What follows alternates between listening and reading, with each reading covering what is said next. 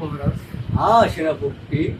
আমার কি দোষ ছিল? আমি বদলা নিয়ে আপনার সাথে চলাফেরা করি, তাতে আমার দোষ ছিল? না না না, তোমার তা কেন দোষ হবে? তুমি বদনা নিয়ে কেন প্রজাতির মাঠে ঘাটে হেগে বেড়াও? এটাই তোমার বড় দোষ। আমি একটু হেগে বেশি, তাই আমার এত দোষ?